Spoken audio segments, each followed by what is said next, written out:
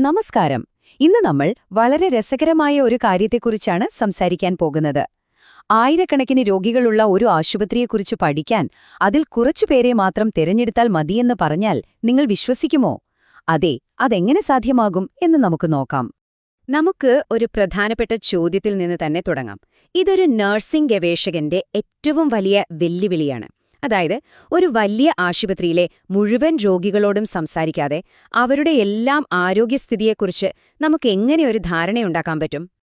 ഇതിന്റെ ഉത്തരമാണ് സാമ്പിളിംഗ്.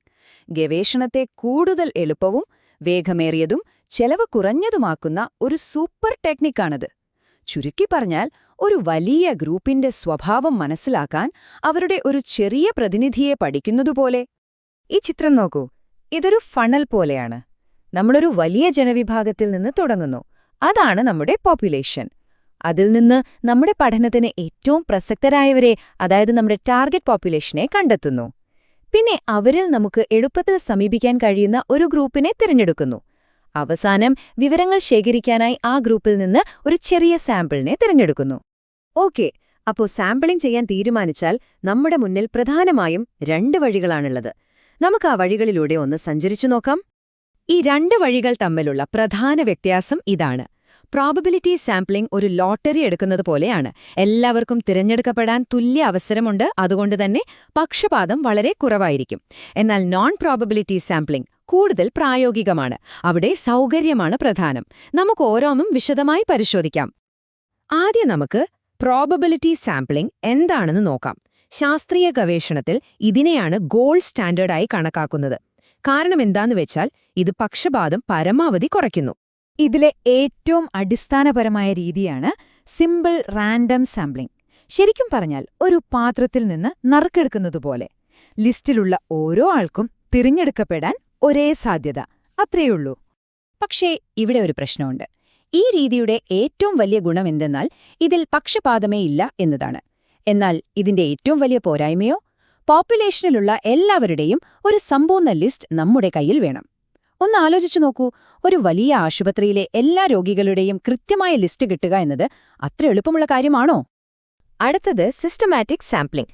ഇത് കുറച്ചുകൂടി ചിട്ടയായ ഒരു രീതിയാണ്. ഇവിടെ നമ്മൾ ലിസ്റ്റിൽ നിന്ന് ഓരോരുത്തരെയായി തിരഞ്ഞെടുക്കുന്നില്ല. പകരം ഒരു പ്രത്യേക ഇടവേളയിലുള്ളവരെ തിരഞ്ഞെടുക്കുന്നു. ഉദാഹരണത്തിന്, ലിസ്റ്റിലെ ഓരോ 24ാമത്തെ വ്യക്തിയെയും തിരഞ്ഞെടുക്കുന്നു.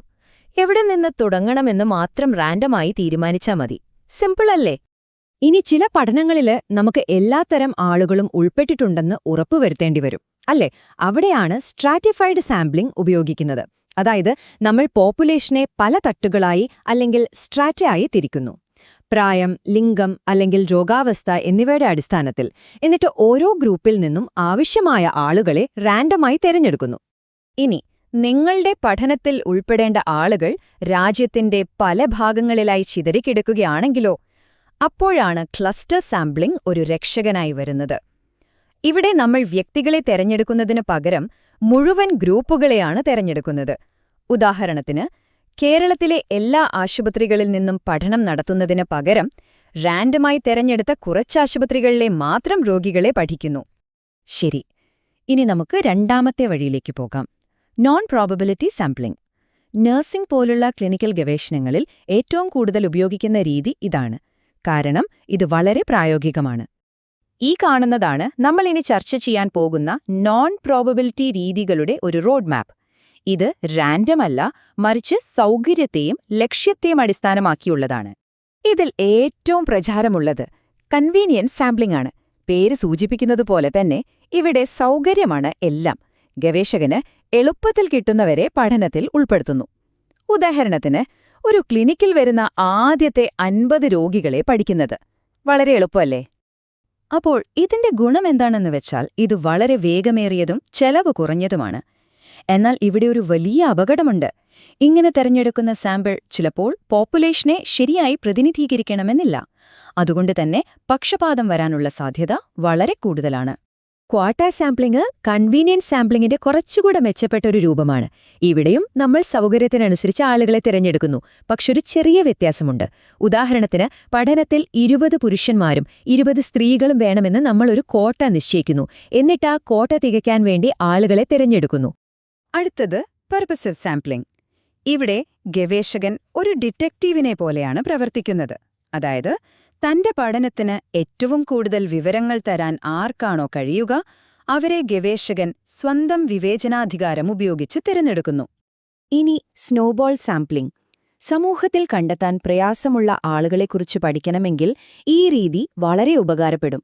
ഇവിടെ നമ്മൾ ആദ്യം കുറച്ചുപേരെ കണ്ടെത്തുന്നു, എന്നിട്ട് അവരോട് ഇതേപോലുള്ള മറ്റാളുകളെ പരിചയപ്പെടുത്തി തരാൻ ആവശ്യപ്പെടുന്നു. അങ്ങനെ ഒരു മഞ്ഞുകെട്ട് ഉരുണ്ടു വലുതാവുന്നതുപോലെ നമ്മുടെ സാമ്പിളും വലുതായി വരുന്നു. ഇപ്പം നമ്മുടെ കയ്യിൽ പലതരം ടൂളുകളുണ്ട്. പക്ഷെ ഒരു ഗവേഷകൻ ഇതിൽ ഏത് രീതി ഉപയോഗിക്കണമെന്ന് എങ്ങനെയാണ് തീരുമാനിക്കുക? അതാണ് യഥാർത്ഥ ചോദ്യം. ഈ ടേബിൾ നോക്കൂ. ഇത് നിങ്ങളുടെ ഒരു റെഫറൻസ് ഗൈഡ് പോലെയാണ്. ഓരോ രീതിയുടെയും പ്രത്യേകത എന്താണ്, എങ്ങനെയുള്ള പഠനങ്ങൾക്കാണത് ഏറ്റവും അനുയോജ്യം എന്നൊക്കെ ഇതിൽ വ്യക്തമായി പറയുന്നുണ്ട്. ഏറ്റവും കൃത്യമായ ഫലം വേണമെങ്കിൽ സിമ്പിൾ റാൻഡം ഉപയോഗിക്കാം.